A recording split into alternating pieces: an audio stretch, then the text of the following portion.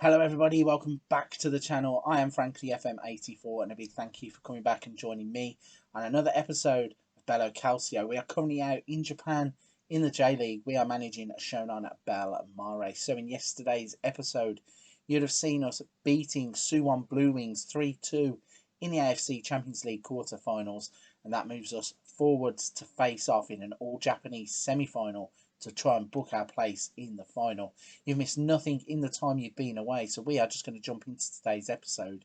We have got Urawa Red Diamonds. They've been a bit of a tricky team for us across the whole of this save. Hopefully they're not going to stand in our way today too much, and we are going to pass through these to get to another Champions League final in the last season of the save. So let's show you the starting 11, how we get on against Urawa Red Diamonds in the Champions League.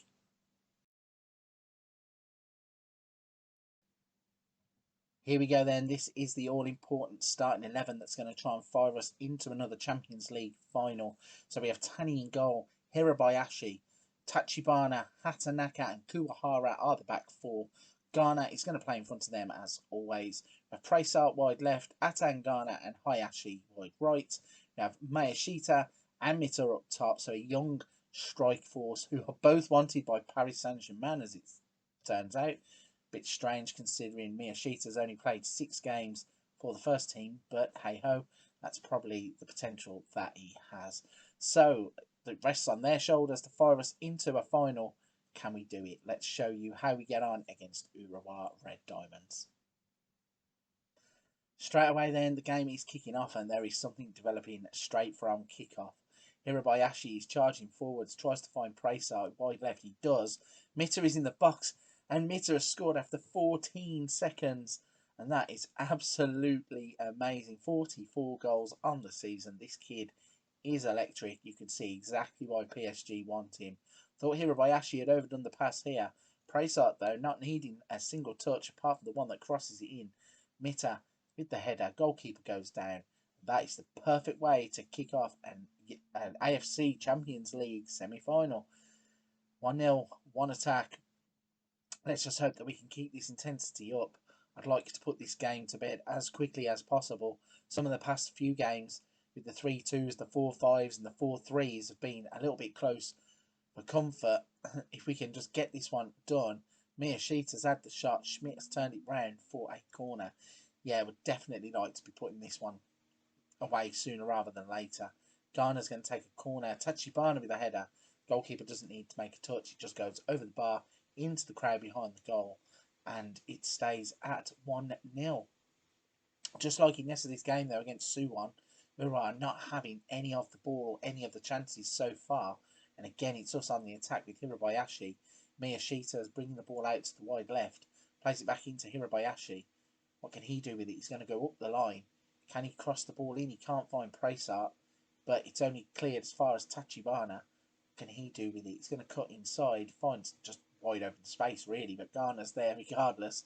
Hayashi, Atangana, what build-up play this is. Atangana can find a pass, which he can. Taro Mita is there and he's just going to do what Taro Mita does. Smashes us into a 2-goal lead, and that is absolutely amazing. Again, I'm going to say it, this is the reason why Arsenal, PSG and even Tottenham were linked with Taro Mita at one point. All he does is score goals for fun. Beats his man at the near post, beats the goalkeeper at his near post too. What a rough diamond we have polished here. Absolutely turned him into a bit of a world star, I think. And I think he's at the age of 19, his career trajectory, if he goes to Europe and gets into one of those teams after we leave the club, it's just going to be amazing to see when we come back at the 5-year stage. Provided he doesn't go somewhere where he's not going to get games and doesn't end up playing. I mean, he's three games, 2 goals for Japan too, so there is pedigree there at international level. Don't know what was going on in that highlight there where just passed it around and turned back into nothing, but yeah, there's definitely a pedigree and a level for him to play at if he goes to one of those bigger leagues. Just hope that he gets the game time, and then when we come back in the 5-year special, he's a top-notch player and has done top-notch things for a bigger club in Europe. But we're on the attack. Presart crosses it in, nothing doing. It's going to come all the way back out to Hatanaka. What can he do with it? Finds Ghana, On the turn, ball into open space for Mita. He's now going to turn provider, is he? Hayashi at Angana. He's put it past the post. Bit disappointing there that he couldn't get that just inside the post. Yeah. So we are really starting to dominate the game. Miyashita has got the ball. Can he find Tani? No, he won't. Runs out to the left-hand side. He's going to cross this in. Hayashi to Kuwahara. Plays it back into the path of Hayashi. And there is Mita to complete a hat-trick. 46 goals on the season. 3 of them in the first 39 minutes in a Champions League semi-final. Again, no need to keep going on about how good this kid could be. He's probably the best regen I have seen in Football Manager. Obviously, if we come back and he has done what I was saying about going to European League and becoming a big star and a world star, then definitely that will cement the place. But in terms of having a regen or a new gen at your own club, he is one of the ones that will always stick out for me. It's just whether it's just a Japanese thing and he's good in the J League and nowhere else, or whether he's going to actually go on and fulfill the potential. I guess we'll find that out. But the kid is just absolutely amazing. And we are on the attack again until Ghana decides to go back to Tani, who plays Tachibana. So some very patient build-up play here to go all the way back to the goalkeeper. There's a ball over the top for Miyashita. He's not really sparkled in this game. He's struggled to get in with the flow of the game. Has had a hand in setting a few things up by dropping off to the left-hand side. But I'd have thought for a player who's, again, being monitored by PSG, he might have done a little bit better with his chance. But instead, Watai has got a goal back for Ura Red Diamonds. Watai? I think it's Watai. So the cross comes in. It's not dealt with. There's 2 men going for the same ball. And as Ayrton crosses it in, he's just there to side foot it in. And the defender in front of him just does nothing. And literally just doesn't do anything. And the ball is tapped in. And again, there is the Football Manager thing. Look, 1 shot on target, 1 goal for Urawa Red Diamonds. You can never count them out in this game. So let's make some subs. Ghana is definitely coming off because there is just no need to risk a player like Ghana. So Kanda can come on in place of Ghana. Not like for like, but can play as a central midfielder, so that should be okay there. And as I said, Miyashita is struggling a little bit, and Uchiyama has had a few games recently where he has played well, so he's going to come on and place Miyashita. But we are on the throw-in, and it's Hayashi to Atangana, to Praysart, to Ghana. Hirabayashi's now going to break into the box. Can he find a cross? Plays it along the floor to Praysart, and he now find a cross. He can. Kuwahara's had a header. It's hit the crossbar, bounced down. Tachibana's now on the ball, and it comes to nothing. So 52 on the clock. There's a cross from Kanda. Hatanaka's there at the back post. It's 4, and we are cruising. No, we're not, because the flag is up down the far side. Let's have a little look at that. One's tight, isn't it? Like the one in yesterday's episode was about 300 yards offside, or maybe the episode before, but the one with Machida the other day was just ridiculous. That one there is tight. So could easily have been 4. It's still 3, and we are still looking to push on. I mean, the substitutes haven't really changed too much. We've got Kuwahara and Hirabayashi, so both fullbacks looking a little bit tired. But I'm not going to jump back in and make any more changes yet. However, Uruguay are going to start building an attack, it seems. If they were to get another goal now, it would make me start to think this is a little bit... Thought it was going to be a little bit reminiscent of some of the games that we've just gone through. Like I said, the 3-4, the 5-4, the 3-2. Like, we just needed to get on the score sheet early, which obviously we did our bit. We then conceded the goal. We don't want to get drawn into these games constantly where it's edge of your seat stuff, and it's good for the neutrals, but when you're trying to win competitions, it certainly isn't. We just need 1 more goal to kill this game off. And hopefully this is going to happen. It's not, because the ball is intercepted, and then it's intercepted again as Tachibana gets on it. Mita's chasing Bagger, who used to play for the club. Obviously brought him in from Ipswich and then sold him on for Hatanaka, and I think we moved him on when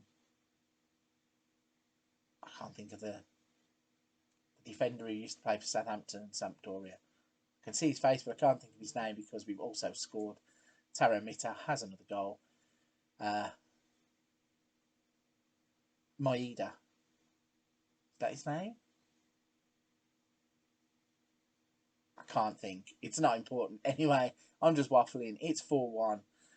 Hopefully that is going to be that, but it's not, as there's another chance seemingly coming here for Urawa Red Diamonds. They don't know when they're beaten, it seems, because a 3-goal cushion means that I would just get my players off the pitch as quickly as I could, but no, they're going to be in an Asami to Uchida, and they have got a goal back. It's 4-2, and that means for the next 3 minutes we just cannot afford to concede 2 more goals, because if we do, the game is being stupid, because they have done absolutely nothing, and then they have popped up with 2 shots and scored 2 goals, I think. Let's have a little look at how many shots they've had on target.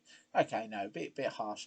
5 shots on target, 2 goals, and they've had a header over the bar. And look at it, it's a goal kick, and there's just 40 seconds left for us to book our place in the final. And I've got a feeling this is going to be another Japanese, all Japanese affair, as Hayashi plays to Kuwahara, to Atangana. Ball into Praysart, kill the game off, please. He chips it over the goalkeeper, and Baggett gets in, stops it on the line. What an interception to keep the ball out. I mean, ref, just blow the whistle. We don't need to carry on playing here. Hayashi, Mita, Hayashi, Atangana blasts it into the crowd. And that, hopefully, will be that. We do not need to play anymore. It's all over. We are in the final. 4-2. Certainly not as straightforward as it seems. I mean, we were 3-0 up, and then 3-1, and then 4-1, then 4-2. But it doesn't matter. We have booked our place once again in a Champions League final. So let's have a look at that. It's our old foes, Shabab Al Ali, from a couple of seasons ago. We have already beaten them in a Champions League final, so it could be a bit of a revenge game for them. For us, it gives us a chance to bow out of the save with all of the biggest accolades in one bag, and a great way to say goodbye to the club. But we can't do that yet, because tomorrow we now have the Emperor's Cup quarter-final. We've got Shimizu S-Pulse as we look to continue in that competition. There is quite a gap. There's almost 1 month exactly until the Champions League final, so it's probably going to go Emperor's Cup, Champions League, Emperor's Cup, or it'll be 3 Emperor's Cups and then a Champions League final. But there are 4 episodes left at maximum. Let's find out if we can get all of these trophies in the final season. But if you're at this point in the video, you've enjoyed today's episode, firstly, thank you for watching. Secondly, please don't forget to hit the like and subscribe button to help the channel out.